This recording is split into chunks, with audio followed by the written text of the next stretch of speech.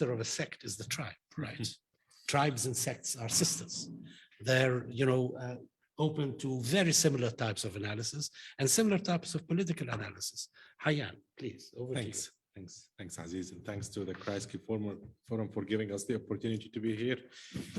So I'll talk today about some findings from new research I'm conducting for Striking from the Margins project, in addition to other points as well, on the topic of national fragmentation and tribal solidarity in Syria and Iraq. So the 2011 uprisings deeply affected the political order of the Middle East.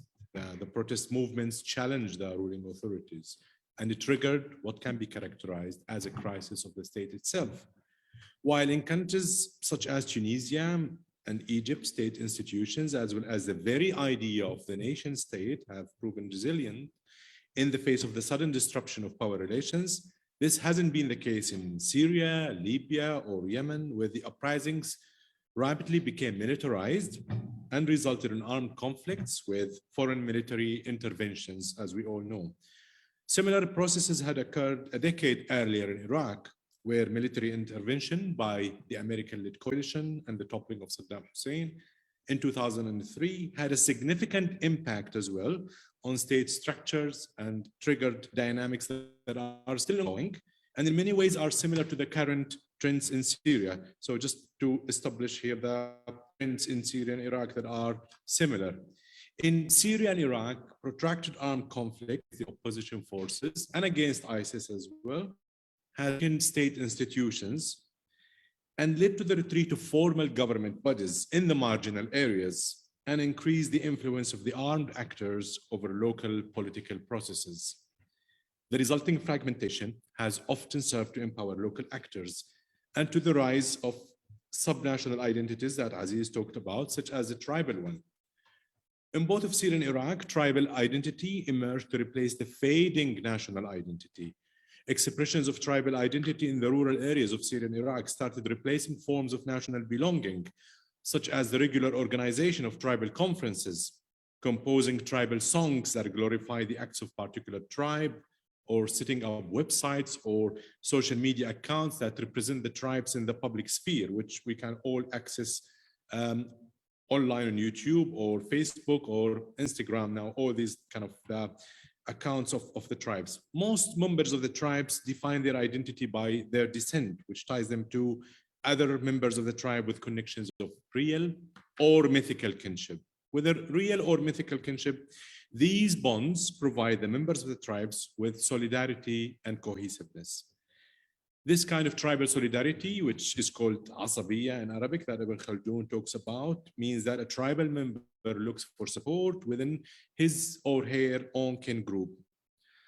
I'm not going to delve into the agreement and the disagreement on what a tribe means here, but political scientists and anthropologists and sociologists give different definitions of the term tribe, but most agree that tribes are characterized by the reliance on an ideology of common descent as the basis of a shared solidarity. Tribal solidarity became a salient feature of the Iraqi and the Syrian societies during the conflict. And it's important to stress here that tribal solidarities are not fixed. Social change and government policy constantly refashion the nature and the role of the tribes.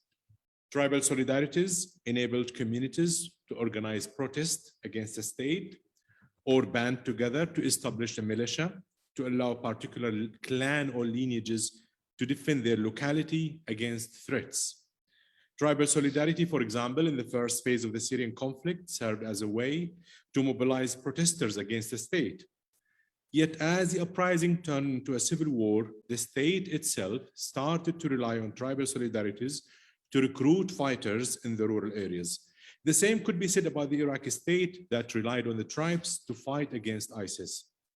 In the first phase of the Syrian uprising in 2011, the people in Dar'a in southern Syria relied on tribal solidarity networks to support each other, which gave them a high degree of interconnectedness that was instrumental in maintaining the protest movement.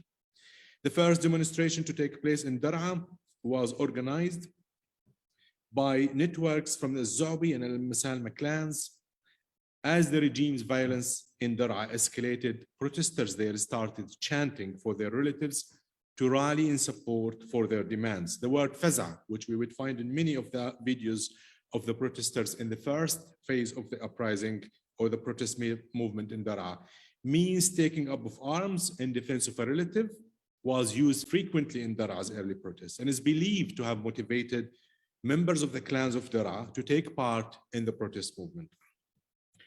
As both of Syria and Iraq descended into civil wars, the security dilemma strengthened people's identification with the tribal communities and their reliance on them for protection.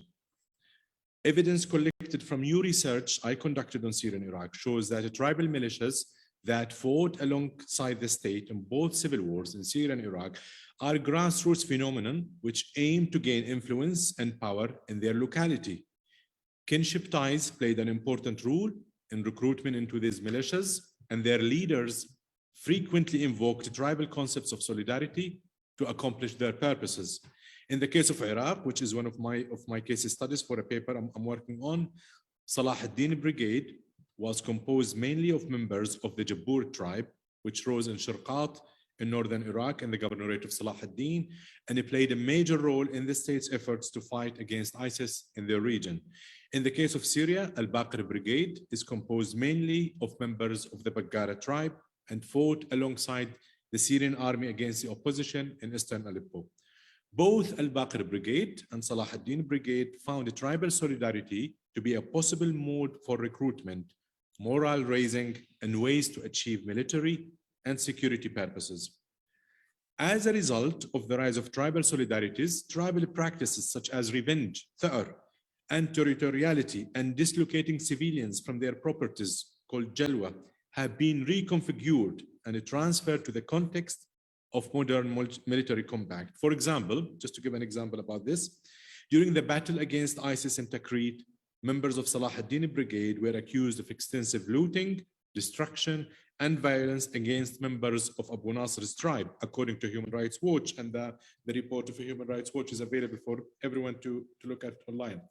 These acts were motivated by the desire to take revenge against members of Abu Nasr's tribe because they are the members of the tribe of Saddam Hussein that oppressed the Jaburis for a long time and executed many of their officers in the 1990s. A few informants of the Jabbur tribe told me during my interviews with them. In the same vein, one could speak of how the rise of tribal solidarities has brought forward explicit claims for tribal territorial rights.